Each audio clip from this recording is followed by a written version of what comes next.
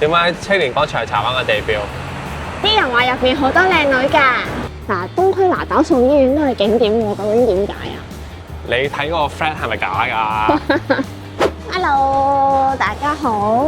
我哋今日嚟到呢一個柴灣。柴灣。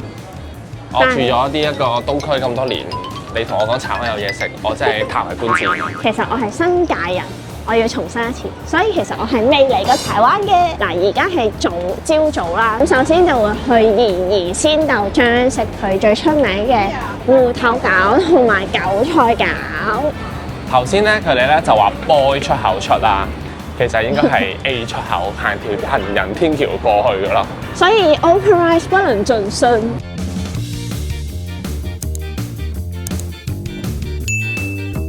以前你其實喺柴灣食咩㗎？曾經先我唔係住柴灣嘅，但係成日嚟柴灣。左邊呢個永利中心咧，以前咧就有間酒樓嘅，但係咧都唔知譯咗手幾多次㗎啦，所以而家都唔知係好唔好食嘅。哦，係啦，咁之後咧通常都去呢一個康翠台嗰度飲茶啦，或者高威閣嗰邊飲茶嘅。咁所以飲茶咯，柴灣。哦，你係咪之前講過仲有一間食財記嘅？財記嘅麵啊，車仔麵。車仔麵係啦。哦。話口未完，我哋就到咗，差唔多到落軒台啦噃。係怡怡鮮豆漿啊！呢個係咪要企喺度食㗎？係喎，原來係要企喺度食。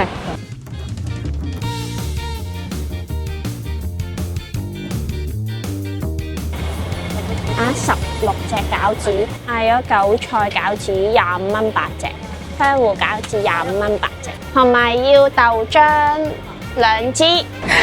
我哋頭先都話㗎啦，黐飯豆漿食完之後會瞓覺喎。咁我哋而家食怡怡鮮豆漿會陣間瞓覺㗎？咩？我哋食餃子啫嘛，又唔係食黐飯。哦，因為有豆漿嗰度有黐飯㗎嘛，通常。你後面有個女仔，呢度冇黐飯賣㗎。跟住嗰個姐姐話：我呢度冇黐飯賣。所以證明咧，唔係賣豆漿嘅地方咧，都會有黐飯。好，我哋買咗啦。佢嗰個豆漿係暖嘅喎。但我想問我哋而家去邊度食咧？幾號風景？我想知道咧，呢一間嘢係開咗幾耐啊？其實我都唔係好清楚，但係睇個招牌咧，應該都開咗10幾20年。因為上網做 research 嘅時候咧，佢哋話咧啲街坊咧係由細食到大嘅，咁應該都至少10幾20年咯。或者個街坊50歲咧？而家咧就食嗰個餃子啊，佢係蒸餃嚟嘅，佢個皮好薄喎，拼喺度，同埋佢好靚啊，佢包得係，佢有嗰個花紋啊，皮好煙韌咯，好爆餡喎。但係如果中意重口味，應該要落少少豉油。我覺得佢呢個好食過南丫島嘅喎，韭菜餃，不過佢呢個係蒸嘅，南丫島嘅係煎。好香嘅呢個。同埋咧。雖然咧佢冇肉汁，即係唔係好多啦，但係佢個韭菜份量好多，好正。個韭菜好香嗰種韭菜味啊！下一個咧，我哋就試呢個香芋餃。其實咧，我未食過蒸嘅香芋餃啊！唔知入邊係咪成嚿芋頭嚟㗎咧？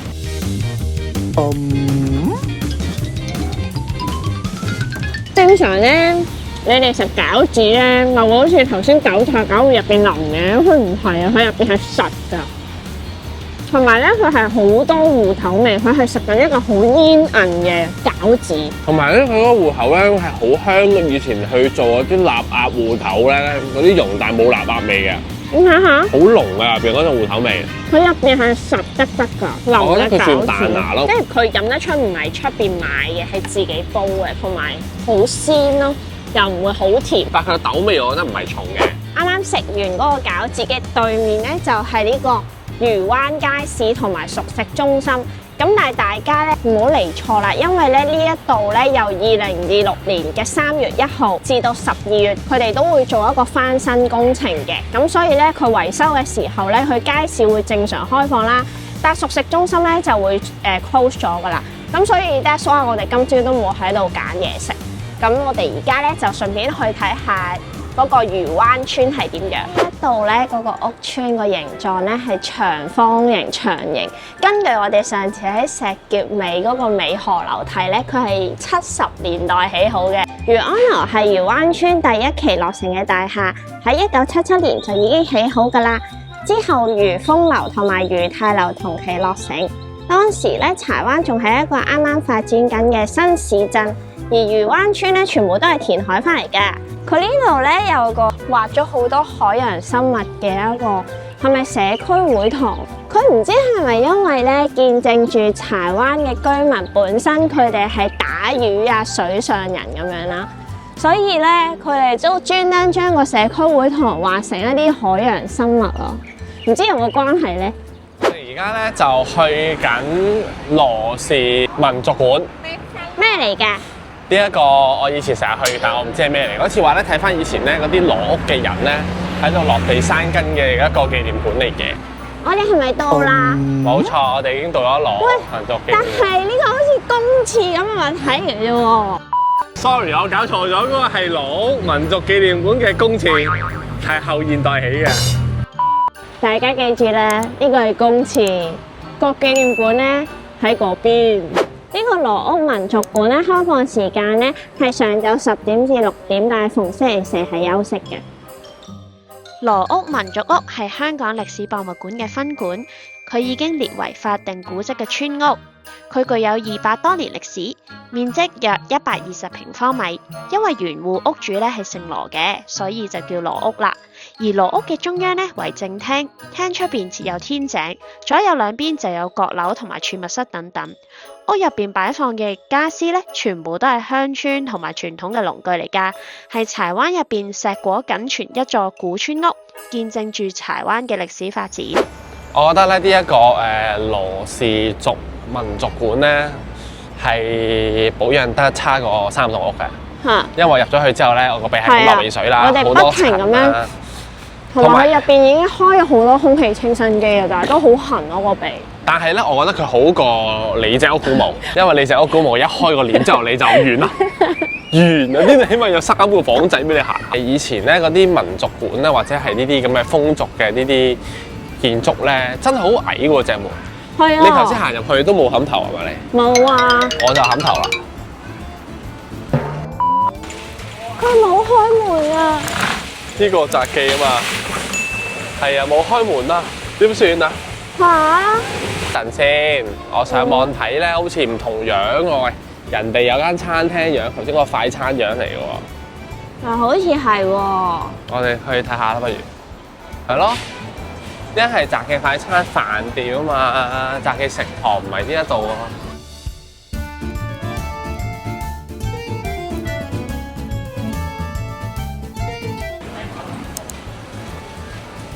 哇，好多人喎！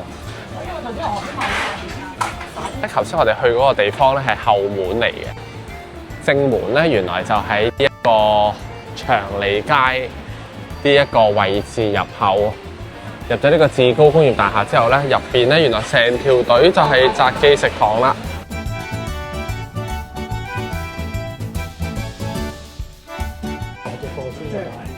好熱啊！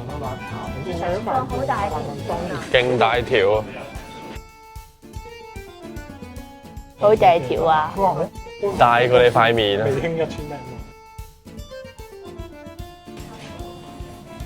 香港呢，佢半嚿都大過你個樣啊！我哋食完啦嗰個魚柳包。頭先咧，因為入邊太多人啊，同埋太逼啦，所以我哋冇影俾大家睇，覺得一般喎。我好後悔最後揾到佢。好似除咗大之外，佢冇乜特別咯。佢條魚係有啲腥咯，我覺得。我覺得冇乜特別咯，即係如果你專登去揾佢，好似我哋咁樣專登去揾佢，然後去專登食呢個魚柳包咧，我覺得又唔係話炸得好爽脆，又唔係話好厚，個包又唔係好脆，加一個沙律醬咧又唔係好好味，即係佢成件事好似一件好普通嘅魚柳包咯。對面咧咁啱有個姐姐，佢係食炸雞扒啦，咁厚嘅，但係佢都冇食晒咯，佢又係食咗幾嚿就話唔食啊！即係我唔知究竟係佢哋嘅特色係多啊、大啊、厚啊，定係點樣？我哋會去歌連臣角嘅探蛇燈泡台啦，好多 YouTuber 咧都係介紹點樣去小西灣嗰度行啦。咁我哋今次咧就喺柴灣經歌連臣角天主教墳場嗰度上。好，咁我哋嚟到呢個興華村嘅時候咧，我哋要轉上山咧，就係呢一個十字路口鏟上去。我哋突然聽到啲類似防空洞嘅聲音。係啦，對面咧有啲，對面有啲行山嘅叔叔啦，都有個話係咪打仗聲啊？防空洞聲啊！佢哋喺對面，仲響緊喎。好似喺嗰度已經響咗5分鐘啦。咩事咧？可唔可以有觀眾話俾我聽，柴灣係咪咁樣？因為頭先咧，我上 Flat 睇咧，喺2025年嘅2月25號咧，亦都有人喺 Flat 嗰度講過話，柴灣興華一村附近咧有一啲號角聲，好似防空洞咁樣，喺下晝1點至2點呢啲時間。而家咧就 exactly 差唔多呢啲時間，我哋又聽到。我哋仍然都會輔導 Jenny 會繼續嘅，呢一個都係 Jenny 嘅一個部分。係。去到哥連臣角天主教墳場就一直行，一路行上山，去到差唔多半路呢，仲可以眺望晒成個柴灣嘅風景㗎。如果冇記錯嘅話呢，好似係搭20號 M 小巴呢，可以喺哥連臣角懲教所嗰度落，就唔使行呢一段斜路啦。大家睇下。呢一個黑角頭石刻係屬於青銅器時代嘅，距離而家有3000年歷史㗎。佢係位於哥連臣角嘅一個懸崖上面，海拔約11米，高160厘米，闊260厘米，面積咧同香港最大嘅東龍洲石刻差唔多。上面咧刻咗唔同嘅幾何形狀同埋曲線。有學家推斷呢，當時因為沿海嘅居民要祈求出海平安，所以咧就刻咗呢啲圖騰啦。呢一個位置因為喺懸崖附近，山路咧都幾崎嶇㗎，比較難去到達。基於安全考慮咧，古蹟辦已經樹立警告牌，強烈勸喻遊人呢切勿前往㗎啦。所以大家乖乖地咁坐喺度，除咗睇到靚景之外，亦都好安全啦。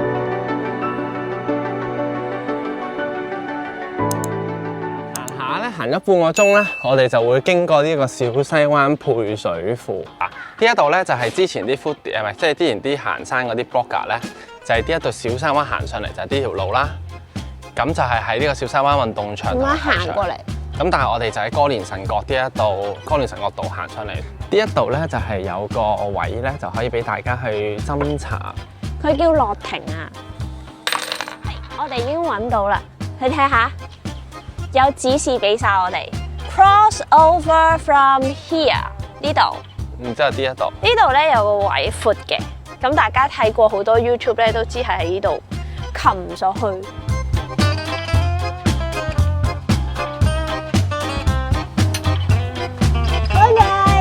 大家唔好以為我哋喺度犯法啊！大家都係咁爬㗎。呢個地方都係咁行嘅。頭先上面咧就係嗰個樓梯。即係個欄嗰個位置啦，咁咧其實附近咧，你哋可以咧扶實呢啲樹落嚟，其實就 OK 噶啦。因為咧落咗嚟咧，佢之後都係一條平路噶啦。呢一個要影，呢一個就係個指示當年遺留啊。呢個就係魚蛋，係炮彈指示嘅方向。炮台啊，唔係炮彈啊。炮台指示嘅方向，但我望到係好似魚蛋。你可以想像到呢一個位置咧，就係當年啲人咧去運啲炮彈啦，經呢條狹窄嘅小路啦，去預防呢一個香港咧俾日軍去侵襲啊！嚟到啦！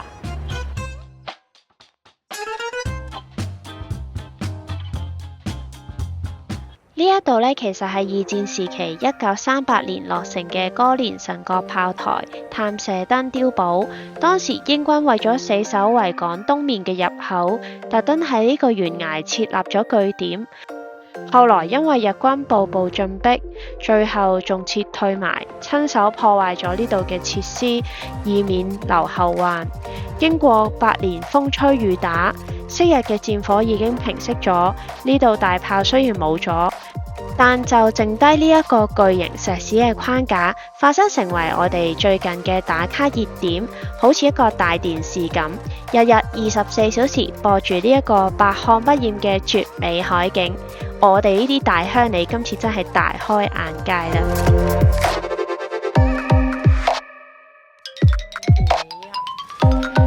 係啊，好靚呢！我都覺得真係好靚，仲好辛苦添。我哋係冇去到個 Shelter Cafe 嘅，我哋去到嗰個大電視咧已經係4點幾嘅時候，咁人哋4點鐘咧就已經係 last order。因為今日1至4先係4點鐘 last order啫，平時5、6日咧佢開到夜晚9點嘅。係啦，所以本身我哋嘅時間咧係延遲咗，所以我哋咧就冇去到嗰間 cafe 啦。不過唔緊要，我哋而家咧可以直接落去我哋下一個地方啦。咁我哋咧就會直接行翻落去筲箕灣嘅位置，咁就會去翻東大街食我哋嘅晚餐。我哋嚟到東大街，而家報時先。而家係7點鐘，我哋頭先行咗5 km， 我哋由柴灣行到嚟筲箕灣係用咗88分鐘嘅。我哋應該係由嗰個炮台啊，嗰個大電視嗰度。所以都好肚餓，我哋而家即刻去揾嘢食先。我哋而家食咗個低調高手大街小食先，因為聽聞佢好似收9點。低調高手格仔餅28蚊。出爐啦，咁佢好好嘅就幫我哋分咗2件啦。我而家拎1件俾大家睇下先。哇！我想講就咁睇咧，嗱我開俾大家睇，佢就咁睇咧係多汁過南山村嗰個，呢個係漏晒汁，我就係話格仔餅係要多汁先好食。好，掀開啦一樣。哇！呢個先係我中意嘅多汁格仔餅，試下好唔好食先。南山定呢度？呢度原因咧係因為佢個 texture 比同南山村係差唔多，雖然佢係貴啲，但佢砂糖啦、花生醬啦、同埋煉奶啦、牛啦都落得超多。你嘅評價？我會翻拍，但係咧，我覺得南山村咧個格仔餅咧個蛋味係香啲嘅，只不過佢呢個醬咧係跟平時嗰個香味，所以我覺得如果佢嘅醬再加南山村個底咧 perfect。要2件豆腐，2件茄子，燒賣佢11蚊，有5粒嘅都 OK， 佢係真係鯊魚燒賣嚟嘅。咁我哋加咗辣油、豉油同埋甜醬都幾好食。正常鯊魚燒賣，好啦，跟住我哋就試呢個印尼沙爹。咁我哋揀咗小辣嘅，咁我哋嗌咗鮮竹卷啦、雞肉啦、豬肉同埋羊肉嘅。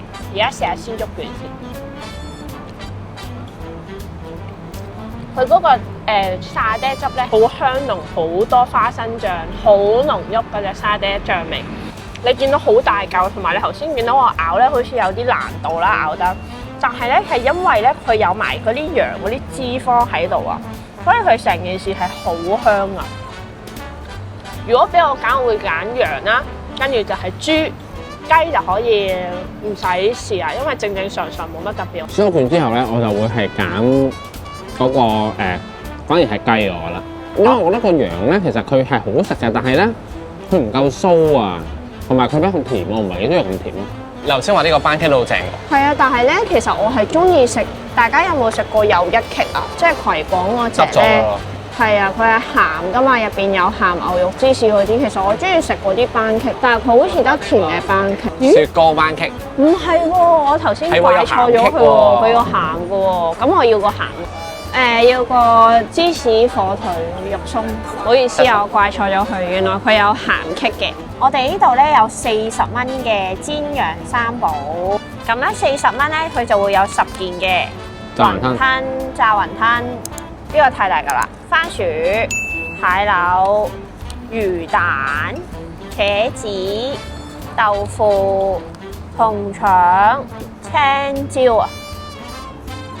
佢將個 crème brûlée 呢個面咧，係應該燒過嚟嘅。入邊係咩嚟㗎？可唔可以睇下 crème brûlée，即係佢下面全部都係 crème brûlée嚟㗎。下面應該係有雪糕啊！佢呢個咧焦糖咧厚咗少少。芝士火腿肉鬆班戟。佢俾呢一個應該係雲呢拿雪糕。我食到啦，應該係雲呢拿雪糕嚟嘅。個雲呢拿字都唔係好重咯個味。你應該仲貴過我嗰個喎。係啊，但係好老實咁講咧，呢一個同埋個煎羊三寶會食呢一個。煎羊三寶嗱，澄清先，唔係唔好食嘅，係冇咁出眾嘅。可能我對佢 expectation 太高，同埋因為我哋做資料搜集嘅時候咧，好多人都推薦呢個煎羊三寶好好食，但係我覺得係好食嘅。但係如果揀，我會揀呢一間。其實你會幻想唔到咧，其實你自己住咗喺港島區咁多年啦，原來有咁多個地方你係未去過啊！你會見到以前英軍遺留落嚟嘅一啲嘅歷史。而哥連臣角大家會諗到咩？墳場，華人永遠墳場，天主教墳場。